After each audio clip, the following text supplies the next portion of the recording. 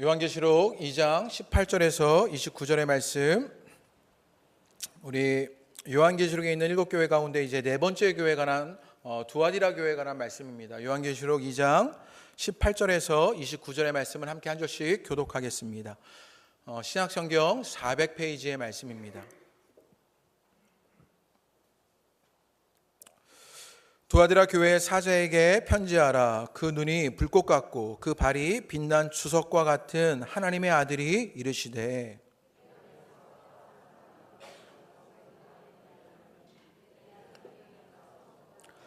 그러나 내게 책망할 일이 있노라. 자칭 선지자라 하는 여자 이세벨을 내가 용납함이니 그가 내 종들을 가르쳐 깨어 행음하게 하고 우상의 제물을 먹게 하는도다.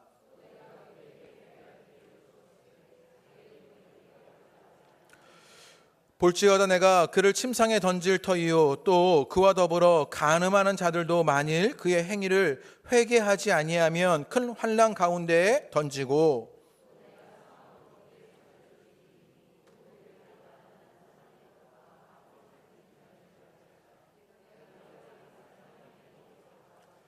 두아디라에 남아있어 이 교훈을 받지 아니하고 소위 사탄의 깊은 것을 알지 못하는 너희에게 말하노니 다른 침으로 너희에게 지을 것은 없노라.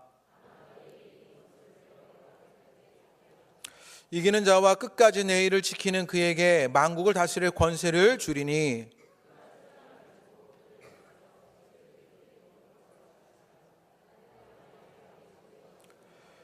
내가 또 그에게 새벽별을 주리라. 아멘. 할렐루야. 할렐루야. 오늘 예배하신 여러분 가운데 주님의 큰 은혜가 있으시게 되기를 주님의 이름으로 축복합니다. 우리 그 은혜를 받으시라고 옆에 있는 분들에게 축복합니다. 그렇게 우리 인사하겠습니다. 축복합니다. 우리 축복을 권하며 우리 축복합니다 인사합시다. 한 번 더 인사할 때 우리 사랑하는 교회인이 우리 사랑합니다 그렇게 한번 고백합니다. 우리 앞뒤에 계신 분들 또 우리 몽골 성도들을 향해서 사랑합니다 그렇게 한번 고백하시지요. 사랑합니다. 사랑합니다. 네. 사랑합니다. 네. 우리가 모두 주 안에서 사랑하게 될 일이 있게 되기를 바랍니다. 요즘 우리 사회에 이슈가 되는 문제가 하나가 있습니다. 무엇이냐면 제주도에 있는 예멘의 난민 500명에 관한 이야기입니다. 여러분은 어떻게 생각하십니까? 그 예멘의 난민 500명을 받아들여야겠습니까? 아니면 우리 사회를 지키기 위해서 그 예멘의 난민 500명을 막아야겠습니까? 한번 손을 들어볼까요? 뭐가 드러나는 것 같아서 아마 여러분 마음속에 어떤 결정들이 있을 것입니다. 그 예멘의 난민들을 받아들여야 하는 것이냐 아니면 막아서야 하는 것이냐. 그런데 그 문제가 정말 쉬운 문제가 아닙니다. 결정하기 어려운 문제입니다. 간단한 문제가 아닙니다. 한편에서는 이렇게 얘기합니다. 우리나라도 일제시대에 여러 나라로 망명하게 되었고요, 다른 나라에 임시정부를 세우기도 하고요, 난민으로 살아왔던 역사가 있는 나라였는데 이제 난민을 받아야 한다니까 못 받는다고 할 수 있겠는가? 우리가 그 난민들을 수용해야 한다라고 말하는 것입니다. 그들을 그저 무시하고 그들을 모른 채 하는 것은 비인간적인 행위다라고 말하게 되는 것이지요. 게다가 독일의 경우를 보고 난민 수용 불가를 말하게 되는 것인데, 독일이 난민을 수용한 것은요 100만 명이었고 우리는 시리아가 내전 가운데 있을 때 난민을 수용한 숫자는요 1명이었다라고 말하게 됩니다. 또 지난 24년간 우리나라가 받아들인 난민의 숫자는요 800명밖에 안 된다라고 말합니다. 그러면서 가짜 뉴스에 속아서 난민을 받아들이지 말고 분열을 만들어내는 것을 멈추자, 그런 주장들이 있습니다. 그래서 인도주의적 원칙에 맞게 그 난민을 대해야 한다라는 것이지요. 그런데 다른 한편에서는 현실적으로 그 사회가 유지되는 차원에서 보면 이 문제는 그렇게 간단한 문제가 아니라는 것이지요. 아주 어렵습니다. 유럽의 경우에 다수의 난민이 오게 되어서 삶의 터전이 깨져버린 일들이 일어나게 되었다는 것이지요. 이 유럽 사회의 문화나 종교, 관습이 무너지는 일들이 지금 난민 때문에 유럽 사회에서 일어나는 일이라는 것이지요. 그래서 우리도 만약에 그 난민들을 수용하게 되면 우리가 가지고 있는 문화나 관습이나 종교가 깨져버린 일들이 일어나 새로운 문화의 충동들이 일어나게 된다라고 말하게 되는 것입니다. 여러분은 어느 편에서 생각하고 계십니까? 결국 도덕적 개인과 비도덕적 사회의 프레임에 따라 그것을 보는 시각이 다른 우리의 견해들을 보게 됩니다. 이런 문제에 관하여서 제 견해는 아니고요. 제가 설교 가운데 가끔 인용하였던 광주 소명교회 박대영 목사님이라는 분이 페이스북에 글을 쓰게 되었습니다. 그 글을 보니 이런 이야기를 합니다. 교회와 그리스도인의 입장으로 이것을 이야기한 것인데, 무슬림 국가에 선교사를 보내는 한국 교회가 그것을 반대하는 것이 맞는가? 이렇게 질문합니다. 선교를 위해서 다양한 방법을 찾으면서 그들이 이 땅에 왔다면 그들의 이웃이 되기 위한 얼마나 좋은 기회냐, 이렇게 되묻습니다. 무슬림이든 그들이 무슬림이 아니든 그들은 우리의 선교의 대상이 되어야 하지 않느냐, 이렇게 묻고 있는 것입니다. 그러면서 아주 의미 있는 말을 그 페이스북에 글에 남겨놓았는데요. 제가 PPT로 조금 준비해 봤는데요.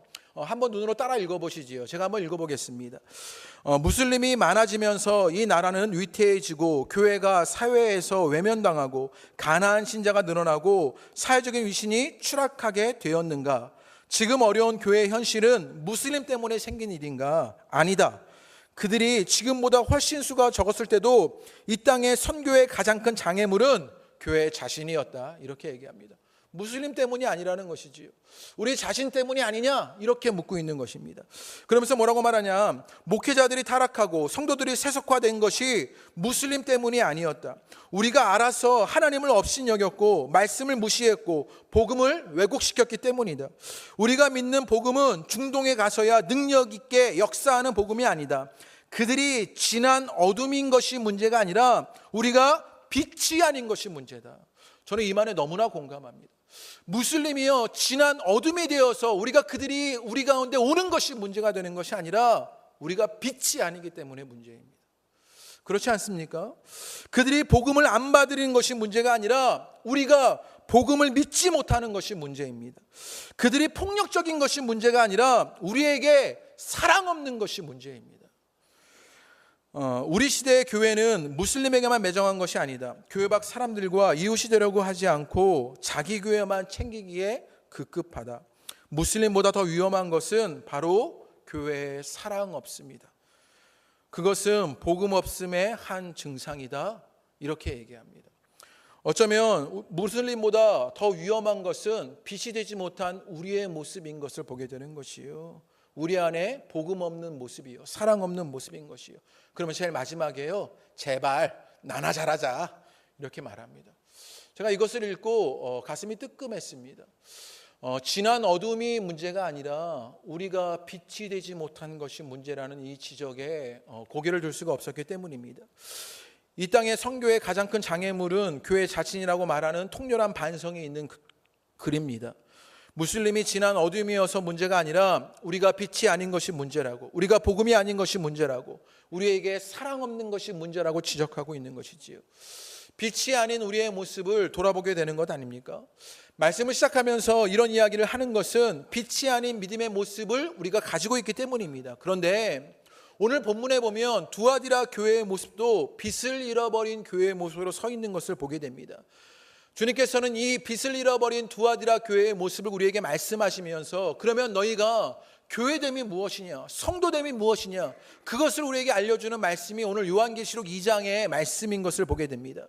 계속해서 요한계시록의 말씀을요 함께 나누고 있는데요, 소아시아에 있는 7교회를 설교하게 되면서 4번째까지 오게 되었는데, 같은 패턴으로 말하게 되는데 그 지역 에베소가, 서마나가, 버가모가, 또 두아디라가 어떤 곳이었는지를 알면 하나님께서 어떻게 말씀하시는 더 깊이 있게 깨닫게 되고 그들이 어떤 상황 속에서 이런 일들이 일어나게 되는지를 깨닫게 됩니다. 그래서 두아디라라는 곳을 좀 그 지역적 특색을 알아야 하는데요, PPT를 넘겨주시면요, 우리가 지금 에베소, 서마나, 버가모까지 했지요. 그리고 티아티라라고 써 있는 곳, 저기가 두아디라 교회입니다.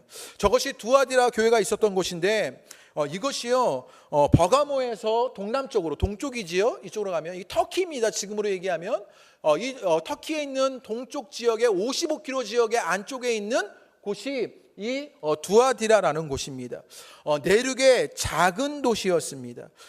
소아시아에 큰 도시들이 있었죠. 에베소나 서마나나 버가모, 이 해안가를 낀 도시들은요 아주 큰 도시들이에요. 그런데 내륙에 있던 도시들은요 상대적으로 작은 도시였습니다. 그런데 이 두아디라에는요 지역적인 특성 때문에 무엇이 있었냐면요, 로마의 군대가 주둔하였던 곳입니다. 그러니까 아마 그 큰 도시들을 방어하기 위해서 이렇게 로마의 군대가 지정학적으로 위치하면 방어가 아주 좋은 곳이 이 두아디라였던 것이죠. 그래서 두아디라에는요, 로마의 군대가 주둔하게 되었고 철제 병기를 제조하는 그런 병기창이 있었던 곳입니다. 그래서 어떤 무기들을 만들어냈던 곳, 그런 곳이 두아디라였습니다. 그리고 이 두아디라에는요, 신을 섬기게 되었는데 그리스 신 가운데 제우스의 아들이었던 아폴로를 섬기게 됩니다. 왜 이런 얘기를 열심히 하냐면요, 예수님이 예수님을 말씀하실 때 오늘 뭐라고 말하냐면요, 그 발이 빛난 주석 같다, 뭐 이런 이야기를 하는 거예요. 이걸 표준설명에 보면 노세발이라고 말합니다. 왜 이런 이야기를 하는 것이냐면요, 군대의 모양을 보여주기 위해서 그래요. 왜 그랬을까요? 두아디라가 군대가 주둔하는 어떤 그런 군사 도시였기 때문에 이런 이야기를 하고 계시는 거예요. 거기에 또 오늘 18절 말씀에 보면 하나님의 아들이다, 이런 이야기를 해요. 제우스의 아들이었던 아폴로를 섬기던 곳이었는데 예수님이 하나님의 아들이다, 뭐 이런 이야기를 알려주고 있는 것이죠. 그래서 우리가 이런 이야기를 설명하고 있는 것이었는데요. 그런데 이 두아디라가 비교적 작은 도시였습니다. 그런데 이 작은 도시에 한 산업이 발전한 곳이 있었는데 그것이 무엇이었냐면 의류 산업입니다. 그러니까 옷감을 직조하고 염료를 만들어내는, 염색하는 그런 일을 하는 곳이 이 두아디라였어요. 제가 우리나라에 이런 지역을 아는데 어디냐면요, 의정부입니다. 의정부. 예. 의정부가요 군사 지역 아닙니까? 그리고 우리 교회 집사님 중에서요, 이 의정부에서 사업하시는 분이 계시는데 왜 의정부에서 사업하시는지 제가 궁금했거든요. 의류 사업을 하시는 분인데요, 왜 의정부에서 그런 일을 하실까 궁금했더니 그 남양주나 포천에 그런 의류나 염색하는 공장이 굉장히 많은 거예요. 그래서 그것이 가까워서 의정부에 그런 그런 기업들이 많다고 그러시더라고요. 꼭 두아디라가 의정부 같은 곳이에요. 그래서 의정부에 그런 산업이 발달한 것처럼요, 이 두아디라의 의류 산업이 굉장히 발달했던 것이지요. 그래서 이 작은 도시에 한 가지 산업만 발달하다 보니까 어떤 이 상인들의 조합, 함께 사업을 하는 조합이요 굉장히 발달했던 것이 두아디라입니다.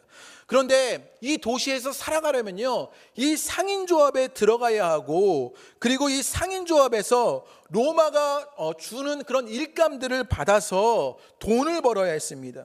그래서 사업의 번창을 하기 위해서는요, 로마의 황제를 숭배하고 그 일감을 받아내고 또 이 상인조합이 섬기는 아폴로를 섬겨야만 이 상인조합에서 일을 하고 경제력을 유지할 수 있고 사회적 지위를 지켜낼 수 있었던 것이지요. 이것이 두아디라가 가지고 있던 환경입니다. 그래서 로마의 군대가 주둔하고 황제 숭배나 우상 숭배를 해야 하는데 만약 그리스도인으로 그것에 타협하지 않고 내가 예수님만 믿겠다라고 말하면요, 너무나 큰 어려움을 당하게 되는 것이죠. 경제력을 박탈당하게 되는 것입니다. 사회적 지위를 잃어버리게 되는 것이죠. 그런 곳이 두아디라였습니다. 그런 두아디라 교회에게 하나님께서 칭찬하시는 것이 있습니다. 주님께서 칭찬을 하시는 것이 있는데 19절의 말씀입니다. 우리 다 같이 읽어보시지요. 어떤 칭찬을 하시는지 다 같이 읽겠습니다. 시작.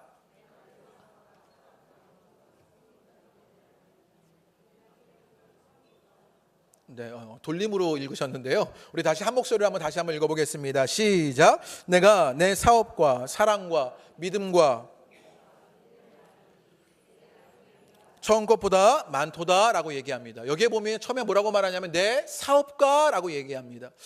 다른 번역 성경에 보면요, 뭐라고 번역해놨냐면 내 행위나 내 사역과 이렇게 번역해놨습니다. 그러니까 이 두아디라 교회는요, 지금 주님의 일을 위해서 또 교회의 일을 위해서 행위를 가지고 사역하는 그것이요 굉장히 열심히 있는 교회였습니다. 또 무엇이 있었냐면 사랑과 믿음과 섬김과 인내가 있었습니다.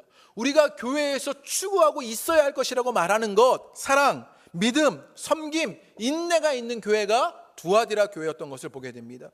우리 혼합교회에도 이런 칭찬받는 교회가 되기를 주님의 이름으로 축복합니다. 이 칭찬의 내용을 잘 봐야 하는데요, 두아디라 교회를 칭찬할 때 야, 너희가 사역이 있고 사랑이 있고 믿음이 있고 섬김이 있고 인내가 있다, 이렇게 칭찬하고 있는 것을 보게 돼요. 우리는요, 주님 앞에 무엇을 칭찬받으려고 애쓰고 있냐면요, 우리 교회가 몇 명이냐, 우리 교회가 얼마나 멋진 건물을 졌냐, 우리 교회 얼마나 시스템이 잘 돼 있고 우리 교회 얼마나 프로그램이 좋으냐, 이런 것을 칭찬받으려고 하는데, 주님이 칭찬하시는 것은요, 사역이었습니다. 사랑이었습니다. 믿음이었습니다. 섬김이었습니다. 인내였던 것을 보게 됩니다. 여러분 가운데 그 일들이 있게 되시기를 주님의 이름으로 축복합니다. 우리 호선당 공동체 가운데 그 일이 있게 되시기를 주님의 이름으로 축복합니다. 그 사랑과 인내와 믿음과 섬김, 그 사역이 있는 교회를 주님이 칭찬하시는 교회인 것을 보게 되는 것이요. 2층에 에어컨 좀 켜주시겠어요? 그런 교회임을 보게 됩니다.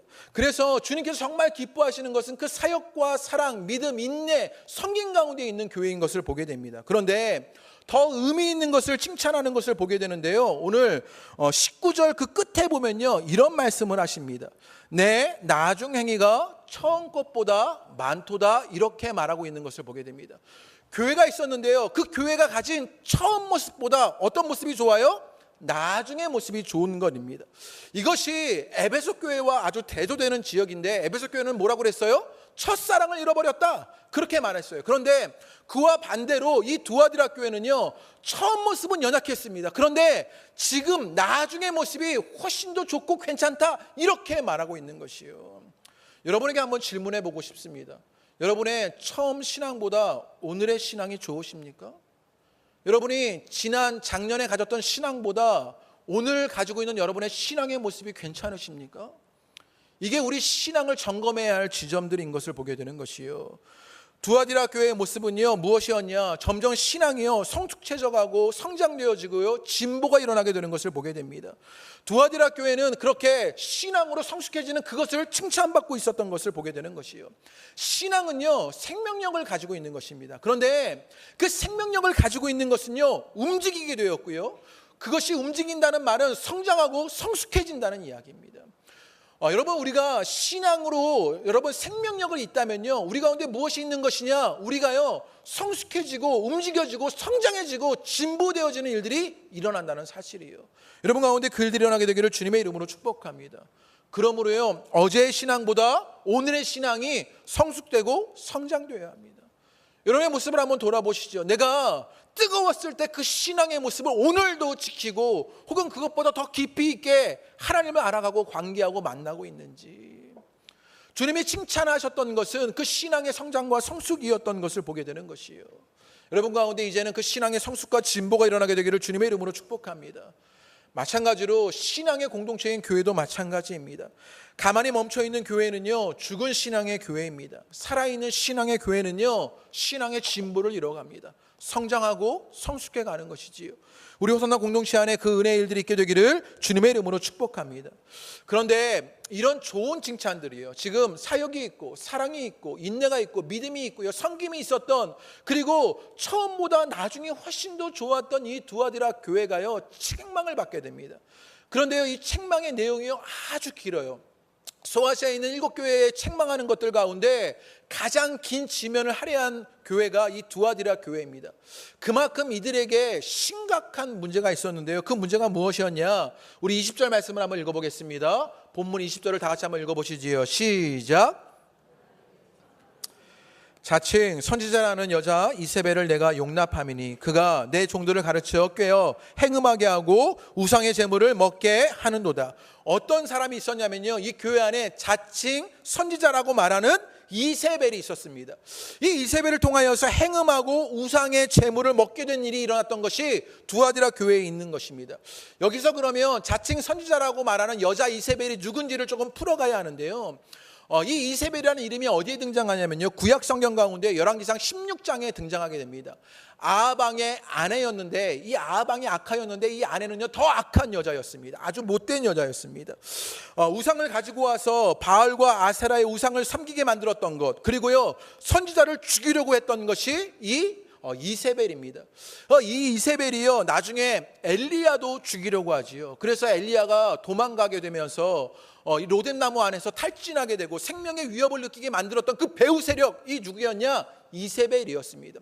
우상을 섬기고요, 선지자를 죽이려 하고 하나님을 적대시하는 그 이름이 무엇이었냐? 이세벨이라는 이름입니다. 그런데 우리가 지금 소아시아에 있는 7교회에 관한 설교를 계속 함께 나누고 있는데요, 이런 하나님의 사람들을 넘어뜨리려고 하고요, 그들을 유혹하게 하는 세력들이 있습니다. 에베소 교회는요, 그들을 뭐라고 말했냐면요, 니골라당이다 이렇게 말했습니다. 그리고 버가모 교회에서는요, 뭐라고 말하냐면 발람의 교훈이다 이렇게 말했습니다.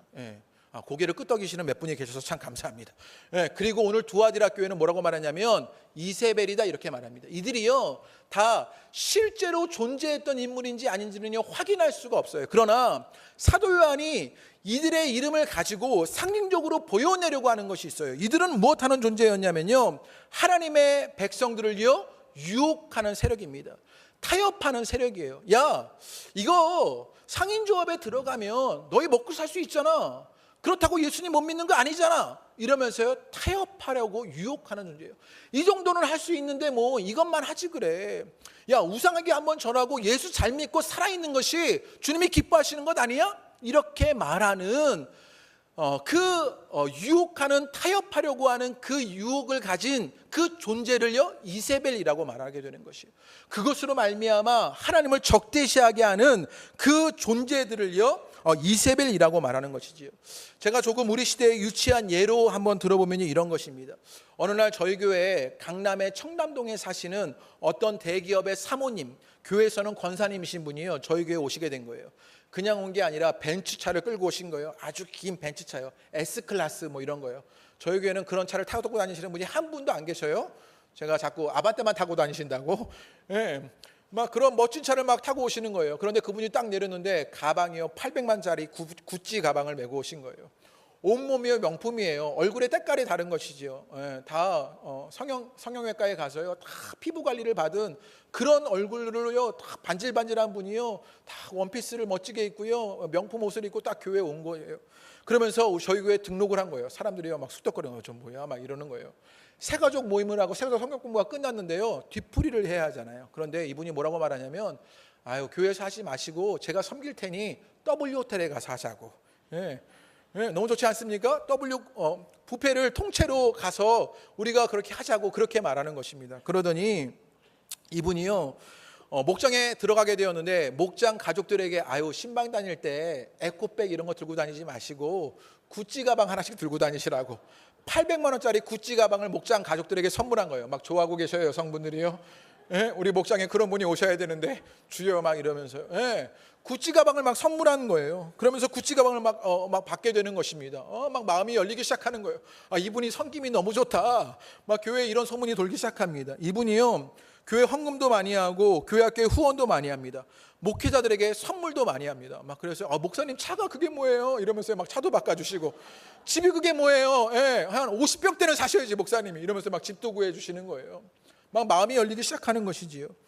그런데 이분이요 어느 날 목장 가족들을 데리고 유럽 여행을 가겠다는 거예요. 와, 우리 이런 분이 들어와야 하는데 유럽 여행을 가겠다는 거예요. 그런데 유럽을 한 주만에 다녀올 수 없으니까 주일 예배를 지나서 갔다 오겠다는 거예요. 아유 갔다 와야죠. 갔다 와야죠. 한 번인데 뭐 이러고 계시는 것 아닙니까? 그것 한 번인데 뭐 이러고 있는 것 아닙니까? 그 정도 한 번 어길 수 있는 것 아니냐, 좋은 기회가 되지 않냐 이렇게 생각하는 것 아닙니까? 그 권사님이요 마음에 안 드는 집사님이 있는 거예요. 그래서 집사님을 일하는데요 우리는 구찌 가방을 받았으므로 그분의 편에 서야 하는 것이죠. 그래서 같이 이간질하기 시작하는 거예요. 같이 그분을 여러분 폄하하기 시작하는 거예요. 그리고 그분이요 전도는 너무 힘들고 더운데 무슨 전도냐, 돈으로 몇 명 사갖고 오면 된다. 일당 주고 몇 명 들어와서 앉혀놓자, 이런 이야기를 하기 시작하는 것입니다. 여러분 벌써 흔들리셨잖아요. 저도요 진짜 교회 이런 분이 계신다면요 막 흔들릴 것 같아요. 양복 하나 해보세요 그러면 양복이 없는데 어떻게 해야지, 막 이런 마음이 막 절로 들 것 같은 거예요. 이 이세벨이 하는 일이 이런 일입니다. 한 번 그러면 되지 않겠니? 그거 한 번인데 다 그렇게 하잖아. 그런데 그 한 번 괜찮지 않겠어? 라고 말하게 되는 것이지요. 유혹하고 타협하게 합니다. 물질로 우리를 흔들고 있는 것이지요. 성경의 진리를요 왜곡하게 만듭니다. 이 여자 이세벨을 통해서 두아디라 교회에 일어난 일은 무엇이었냐? 행음이었습니다. 우상의 제물을 먹는 것이었습니다. 그것으로 죄를 범하게 되었습니다. 그런데 이것은요, 그저 현상적으로 일어난 일이었습니다. 행음하게 하고 우상의 제물을 먹게 하는 근본적인 원인이 있었는데 그것을 20절에 이야기합니다. 우리 다시 한번 20절을 읽어보겠습니다. 읽어보시지요. 시작. 자칭 선지자라는 여자 이세벨을 내가 용납함이니 라고 말합니다. 뭐라고 말해요? 용납하였다라고 말합니다. 지금요, 두아디라 교회에 어떤 문제가 있었냐면요, 이 자칭 이세벨이라는 여자를요 뭐 했어요? 용납하고 있었던 것입니다. 영어 성경에 보니까요, 이 용납하다는 것을요 어떻게 번역하냐면 tolerate 이렇게 번역해 놨습니다. 무슨 말이냐? 묵인하다, 관대하게 다루다 이렇게 얘기해요. 그런 이세벨인 여자가 들어와서요 그런 이야기를 우리에게 합니다. 그런 유혹들을 말합니다. 그거 한 번인데 뭐라고 말할 때 그것을 뭐라고 말했어요? 묵인하는 일들, 그것을요 관대하게 용서하는 일들, 다루는 일들이 교회 안에 있기 시작했다고, 용납하기 시작했습니다. 두아디라의 상황 속에서 신앙을 지키면요 경제력이 박탈당합니다. 사회적 지위가 흔들립니다. 그런데 이 이세벨이라는 사람은요, 오늘 성경에 보면요 뭐라고 써 있냐면요, 그 앞에 이세벨 앞에 뭐라고 써 있냐면 여자라고 써 있어요. 이 여자라는 말은요 누구누구의 부인이다 이런 말이에요. 영어로 이야기하면요 미세스 이세벨 이렇게 써놓은 것이에요. 불어로 얘기하면요 마담 이세벨 이런 거예요.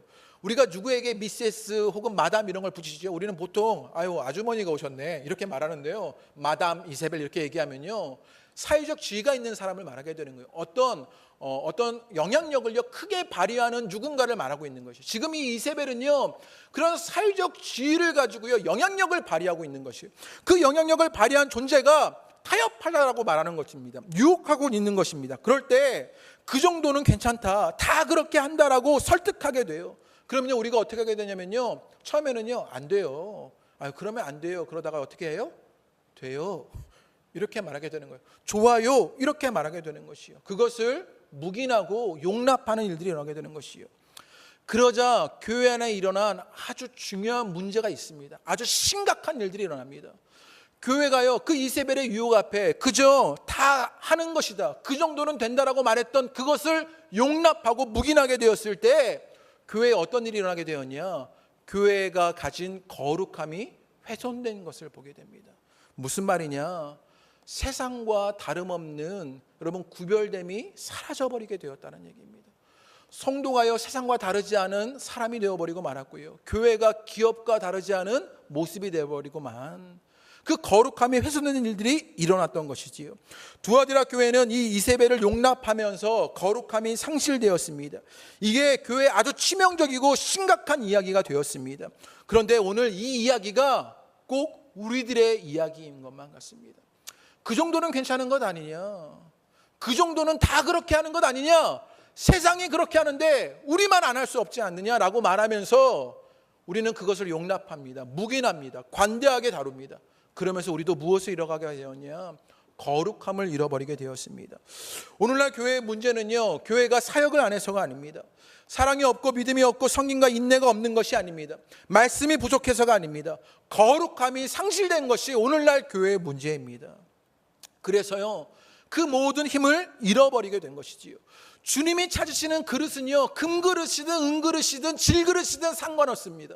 주님이 찾으시는 그릇은 어떤 그릇이냐? 깨끗한 그릇입니다.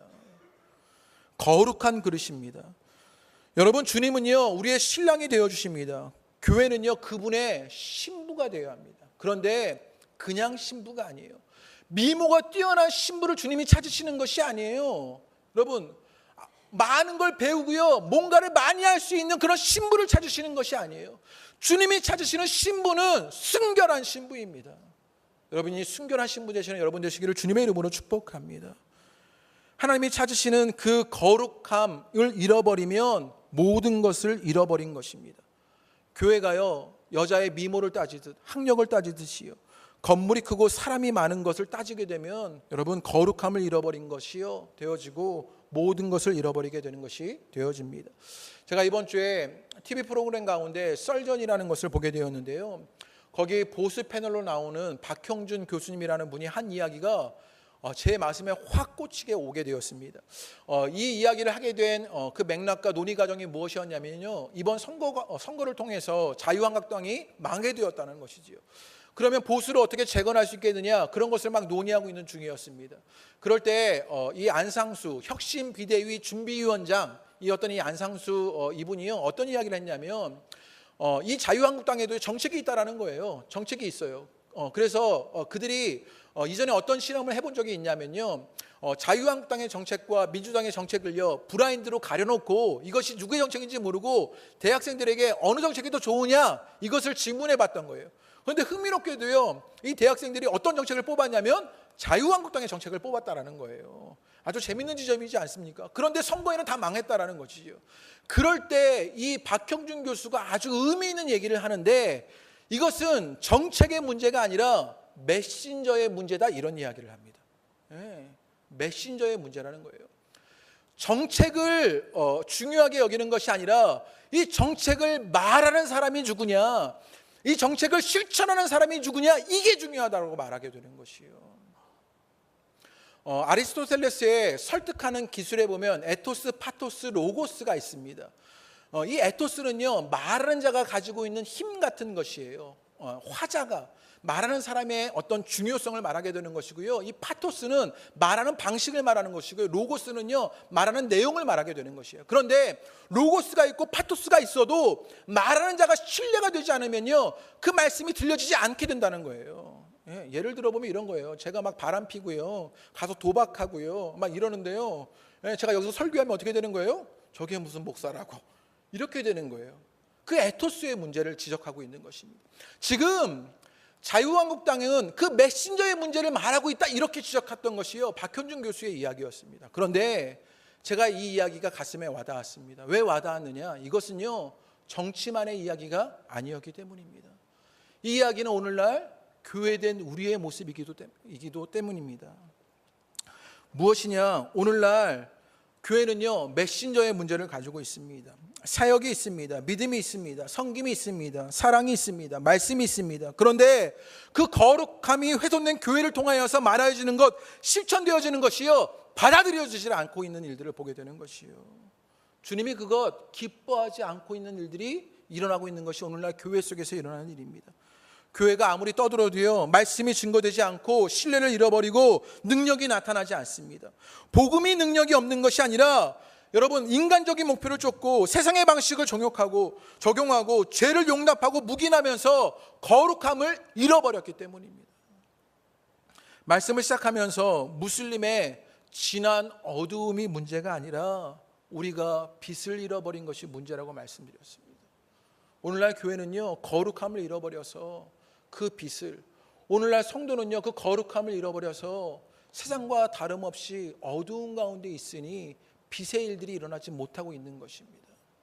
오늘 두아디라 교회를 향하여서 우리에게 그 말씀을 하고 있는 것이지요. 너희는 거룩하냐? 라고 묻고 계시는 것입니다. 여러분은 거룩하십니까? 여러분은 세상과 구별되셨습니까? 성도로 구별된 일이 있습니까? 교회로 구별된 모습을 우리 호산나 공동체는 가지고 있습니까? 여러분은 무엇인가 그 이세벨의 유혹과 타협들을 용납하고 묵인하고 있었던 것 아닙니까? 여러분에게 있는 그 죄를 끊임없이 묵인하고 용납하고 관대히 다루고 있었던 것은 아닙니까? 죄를 묵인하고 물질의 목표를 쫓고 세상의 방식을 적용하고 용납했던 것, 그 거룩함을 잃어버렸던 것이 우리들의 모습은 아닙니까? 그것이 복음의 능력을 가리우고 있다라고 말하게 되는 것이요, 그것 주님이 기뻐하지 않는다라고 말하게 되는 것이요, 그 책망의 말을 들었던 여러분 두아디라 교회의 모습을 돌이켜 보시게 되기를 바랍니다. 호수라는 시가 있습니다. 유경환이라는 분이 쓴 시인데요, 이 시가 정말 가슴을 울려주는 시입니다. 제가 한번 읽어보지요. 호수가 산을 다 품을 수 있는 것은 깊어서가 아니라 맑아서이다. 우리가 주님을 안을 수 있는 것은 가슴이 넓어서가 아니라 영혼이 맑아서이다. 오 주님, 내 영혼을 맑게 하소서, 내 영혼을 맑게 하소서. 여러분, 호수가요 산을 품은 것은요 깊어서가 아니라 뭐라고요? 맑아서라고요. 우리가 주님을 품을 수 있는 것은요, 우리의 가슴이 넓어서가 아닙니다. 우리가 맑기 때문에 그분을 비추어낼 수 있는 것입니다. 여러분 가운데 그 일들이 일어나시게 되기를 주님의 이름으로 축복합니다. 우리 호산나 공동체가 정말 맑은 교회가 되어서 그 거룩함으로 주님을 비춰내는 교회가 되기를 주님의 이름으로 축복합니다. 거룩함을 회복해야 합니다. 세상과 구별되어야 합니다. 우리 영혼이 맑아져야 합니다. 우리가 빛이 되어야 하는 것입니다. 그 은혜의 역사가 오늘 예배하는 여러분 가운데 임하시게 되기를 주님의 이름으로 축복합니다. 그러면 어떻게 거룩함을 회복하는가? 오늘 어떻게 거룩함을 회복할 것에 관한 말씀을요 우리에게 알려주시면서 뭐라고 말씀하시죠? 첫째는요, 회개할 것을 알려주십니다. 그리고 25절에 회개한 너희가 이제 해야 할 일이 있는데 어떻게 그 거룩함을 회복하며 나가는 것이냐? 우리 25절의 말씀을 다 같이 읽어봅니다. 시작. 내가 올 때까지 굳게 잡으라. 두아디라 교회에게 있는 것이 있었어요. 칭찬받았던 것인데 무엇이었습니까? 너에게 있었던 것, 사역이 있었어요. 사랑이 있었습니다. 믿음과 성김과 인내가 있었습니다. 그런데 이세벨을 용납하다가 흔들려 버리고 말았지요. 그것을 느슨하게 여기고 버리고 말았던 것입니다. 그것 앞에 넘어지고 여러분 좌절했던 것입니다. 그럴 때 주님이 우리에게 뭐라고 말씀하시느냐? 그것들 다시 굳게 잡아라 라고 말합니다. 새로운 진리가 필요한 건 아니다. 새로운 어떤 방식이나 프로그램이 필요한 것이 아니라 너에게 있는 그 사역, 그 사랑, 믿음, 섬김, 인내를 붙잡아라고 말합니다. 여러분 가운데 그것이 붙잡아지게 되기를 주님의 이름으로 축복합니다. 우리 가운데요 진리가 없는 것 아닙니다. 예전에 우리에게 그것이 없었던 것이 아니라 우리 가운데 그 거룩함을 잃어버린 것은요 그 이세벨에게 흔들렸기 때문입니다. 이제 무엇하라고 말합니까? 그 진리에 대한 확신과 그 죄 확인을 가지고 그것을 굳게 잡아라라고 말합니다. 굳게 잡는 일들이 여러분 가운데 있게 되기를 주님의 이름으로 축복합니다. 유진 보응이라는 신학자가 이 굳게 잡는 것을요 뭐라고 표현했냐면요, 압제 권력에 대한 끊임없는 저항이라고 말했습니다. 돈을 가진 그런 사람들이요, 돈을 가진 문화가요, 돈을 가진 힘들이요 우리 가운데 그렇게 압제하려고 합니다. 그거 한번 하면 네 경제적 힘들 박탈당하지 않아도 괜찮아. 그 사회적 지위 유지할 수 있어 라고 우리를요 그렇게 유혹하게 되는 것이지요. 그럴 때 그 힘들 앞에 우리가 뭐 하는 것이라고요? 끝까지 저항하게 되는 것이라고요. 내가 굳게 잡는 것은요 끊임없이 그것을 포기하지 않는 것을 말하게 되는 것입니다. 여러분 가운데 그 신앙의 일들이 있으시게 되기를 주님의 이름으로 축복합니다. 이것 한번 된다라고 말했던 것, 다 그렇게 한다라고 말했던 것, 그것에 뭐하라고요? 끝까지 저항하시라고요. 포기하지 말라고요. 그런데요, 이 일을 실제로 하는 것이요 쉽지 않습니다. 이 이세벨의 유혹 앞에서요 우리는 흔들려 버립니다. 넘어져 버립니다. 내가 그 유혹이 있으면요 내 경제권들을요 더 유지할 수 있게 되는데요, 내 사회적 주의를요 안정적으로 가져갈 수 있게 되는데요, 내가 그 고생하지 않아도 되는데요, 그래서 우리는 쉽게 넘어지고 흔들리게 됩니다. 그때 우리에게 보여주시는 소망의 말씀이 있습니다. 그게 무엇이냐면 18절의 말씀입니다. 이게 지금 계속해서 같은 패턴으로 이어지게 오고 있는 말씀인데요, 무엇이냐? 두아디라 교회에 문제가 있습니다. 그런데 이 문제를 해결할 방식은 무엇으로 알려주고 있느냐? 예수님을 묘사하는 것으로 그것을 해결할 수 있는 방식들을 우리에게 알려주시는 거예요. 우리가 그것을 할 수 없는데 우리에게 소망의 말씀을 주십니다. 그것이 무엇이냐? 18절인데 다 같이 한번 읽어보겠습니다. 시작. 그 눈이 불꽃 같고 그 발이 빛난 주석과 같은 하나님의 아들이 이르시되, 뭐라고 말하냐면 눈이 불꽃 같다고 말합니다. 그 발이 빛난 주석 같다라고 말합니다. 그리고 또 뭐라고 말해요? 그분이 하나님의 아들이시다고 말합니다. 눈이 불꽃 같다라는 이야기는 무슨 말씀이시냐? 그 눈이요 불꽃같이 빛나서요 모든 것을 살펴보신다라는 이야기예요. 이세벨에 저항하면서 포기하지 않고 흔들리지 않고 거룩함을 지켜가려고 애쓰는 그 사랑과 인내와 믿음과 그 섬김과 사역을 굳게 잡고 여러분 애쓰고 있는 너희를요 주님이 뭐하고 계신다고요? 지켜보고 계신다고요. 살피고 계신다고요. 그 주님을 깨닫는 여러분 되시기를 주님의 이름으로 축복합니다. 또 뭐라고 말하냐면 그 발이요 빛난 주석 같다라고 말합니다. 처음에 말씀드렸던 것처럼요 표준사변적 성경에 보면요 이것을 뭐라고 번역해 놨냐면 그 발이 노새 같다 이렇게 말합니다. 그러니까요 예수님은요 어떤 발을 가지신 분이에요? 노새 발을 가지신 분이에요. 여러분 군인들이요 어떤 나라를 점령할 때 포스터 같은 거 보면 상징적으로 어떻게 합니까? 군화가요 탁 어떤 지역을 밟아 있는 것으로요 그것을 상징하게 되지요. 지금 예수님이요 노쇠 발로요 그 어둠의 세력을요 정복하시는 것을 상징하고 계시는 거예요. 너희를 넘어뜨리게 하는, 너희를 어렵게 하는, 너희의 경제권들을 박탈하고 사회주의를 무너뜨리게 했던 그 어둠의 세력들을 내 노쇠 발로 정복해버리겠다라고 말하는 것입니다. 여러분 가운데 이것이 깨달아지게 되기를 주님의 이름으로 축복합니다. 그것을 용납하지 않고 타협하지 않는, 그 거룩함을 훼손하지 않는 너희들 가운데 노쇠 발로 그것을 정복하는, 그 어둠의 세력을 정복하는 주님이 계시다, 이렇게 말하고 있는 것입니다. 그리고 그분은 누구라고요? 하나님의 아들이시다, 이렇게 이야기합니다. 지금 이 두아디라라는 지역에서는요 제우스의 아들 아폴로를 섬기고 있었습니다.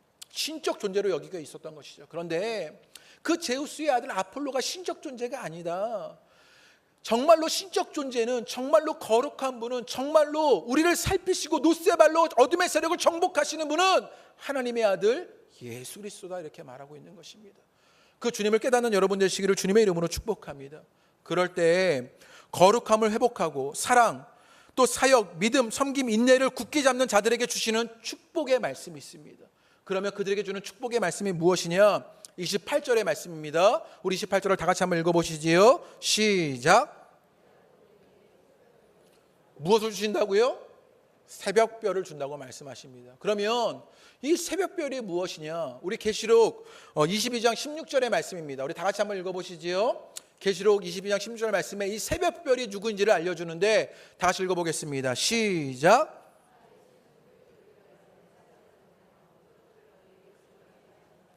나는 다윗의 뿌리요 자손이 곧 광명한 새벽별이라 하시더라. 누가 새벽별이십니까? 나 예수는. 예수님은요 새벽별이십니다. 거룩함을 회복하고 사역과 사랑과 믿음과 섬김과 인내를 굳게 잡는 자들에게 예수님이요 새벽별로 찾아와 주십니다. 그런데 왜 예수님을요 새벽별이라고 말했을까요? 왜 예수님을 새벽별이라고 묘사했을까요? 새벽별은요 무엇이었냐? 모든 어둠이 거치고 물러나는 것이 새벽별입니다. 그 새벽별이 떴을 때 모든 어두움이 거치게 됩니다. 그 새벽별이 뜨게 되자 그 모든 절망들이요 사라져 버리게 됩니다. 그리고 소망이 일어나는 그 시간, 그것이 새벽별입니다. 여러분 가운데 이 새벽별에 예수님이 계시게 되기를 주님의 이름으로 축복합니다. 우리가 이 땅을 살아가면서요 거룩함을 회복하고 사역과 사랑과 믿음과 섬김과 인내를 굳게 잡으려 할 때마다요 여러분의 경제권들이 박탈당할 수도 있습니다. 사회적 지위가 흔들거릴 때가 있습니다. 죽을 것 같은 어려움을 경험하게 되고요. 어려움 속에서 여러분 이세벨의 유혹들이 우리 가운데 있게 될 것입니다. 그럴 때 내가 거룩함을 지켜내려고 하고요. 우리에게 있는 그 믿음의 요소들을 끊임없이 붙잡게 되었을 때 주님이 우리에게 말씀하여 주십니다. 내가 너희에게 새벽별이 되어줄 것이다. 어둠이 거치고 빛이 되어주실 것입니다. 절망이 거치고 소망이 되어줄 것입니다. 아픔이 사라지고 기쁨이 오게 될 것입니다. 내가 세상이 아니라 주님을 의지하고 거룩함을 지켜나갔을 때 새벽별의 예수님은 우리에게 있는 모든 어두움을 거치게 하십니다. 정말 절망들을 거두어 가십니다. 아픔들을 사라지게 하십니다. 말씀을 마치려고 합니다. 이 세상에 이세벨에게 저항하고 포기하지 않아 거룩함을 유지하는 성도와 교회 되시기를 주님의 이름으로 축복합니다. 주님은 불꽃 같은 눈으로 여러분을 지켜주실 것입니다. 노새의 발로 어두움을 밟으실 것입니다. 그리고 새벽별로 찾아와 주실 것입니다. 어둠이 거치고 절망을 이기고 아픔이 사라지는 예수 그리스도의 새벽별이 되어 주실 것입니다. 그 은혜의 주님을 고백하게 되기를 원합니다. 오늘 설교의 끝에는 우리가 찬양하지 않고 우리 호산나 성가대가 찬양으로 하나님께 영광을 돌리며 우리가 함께하는 시간을 가지려고 합니다. 우리 몽골의 성가대도요 호산나 성가대고 우리 호산나 교회의 성가대도 호산나 성가대입니다. 우리가 이전보다 더 성숙하고 성장하게 되었어요. 오늘은요 연대하는 것으로 함께 찬양하는 일들이 있게 될 것인데요. 우리 찬양을 함께 고백해 보시지요. 우리 성가대와 우리 몽골의 호산나 성가대가 우리 함께 찬양하겠습니다. 앞으로 나와 주시겠어요? 네.